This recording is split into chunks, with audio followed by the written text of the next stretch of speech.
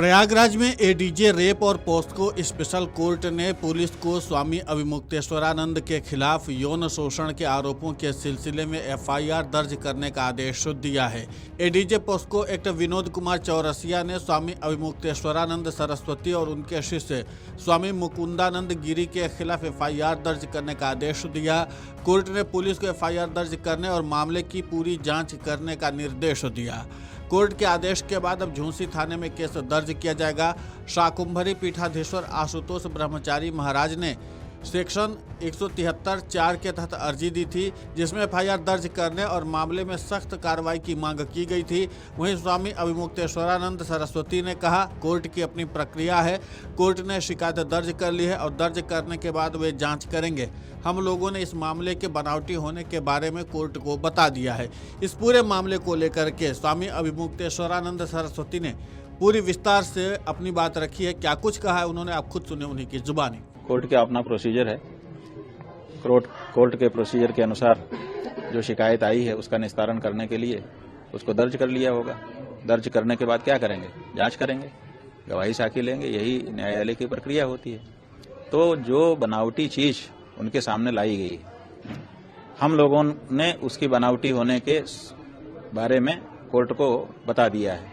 जो POCSO act की धारा 22 है उसमें ये प्रावधान है कि अगर कोई बनावटी केस लेकर के आता है तो आप जा सकते हो कोर्ट में। तो हम लोग जाकर के वहां बता चुके हैं।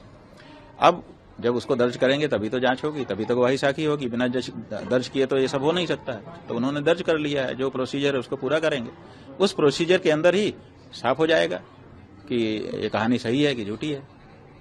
जिन्होंने ये आपके ऊपर आरोप लगाए उनके आपराधिक कुछ मामले हैं? ऐसा है कि जो आशुतोष नाम के व्यक्ति हैं उनका हिस्ट्री शीटर के रूप में नाम शामली जिले के कांधला थाना, उत्तर प्रदेश का शामली जिला है, उसका कांधला थाना है, उसमें दर्ज है।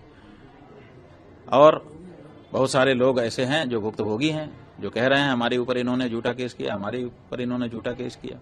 इनकी ये प्रवृत्ति ही है, झूठा केस दर्ज करना और उगाही करना, लोगों को परेशान करना।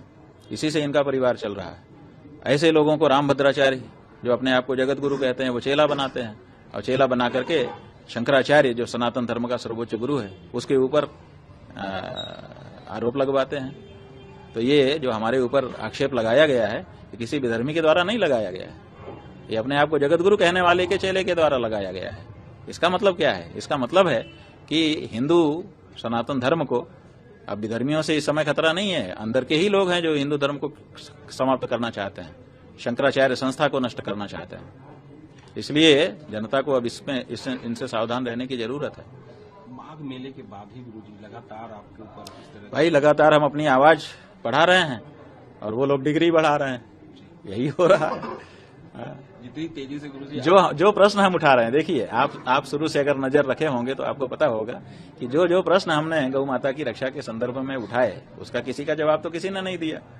केवल हमारे ऊपर डिग्री बढ़ाते चले जा रहे हैं, दबाते चले जा रहे हैं। ये हो रहा है। ये क्या तरीका है? अरे हम शंकराचार्य हैं कि नहीं हैं, ये प्रश्न ही क्या था? अगर हम शंकराचार्य नहीं भी हैं, सन्यासी हैं, सन्यासी भी नहीं हैं, भारत के नागरिक तो हैं। क्या भारत के नागरिक को, एक हिंदू को गौ माता की रक्षा की आवाज नहीं उठाना चाहिए? तो हम उठा रहे हैं। आप उस पर जवाब दीजिए ना। उस पर तो कोई जवाब नहीं है। तुम ये नहीं हो, तुम वो नहीं हो, तुम्हारा ऐसा है, तुम्हारा वैसा है, तुम्हारे ऊपर हम ये आक्षेप लगा देते हैं। अरे आक्षेप लगा दो।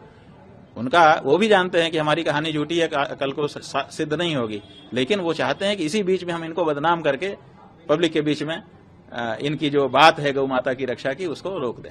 ये साजिश हो रही है।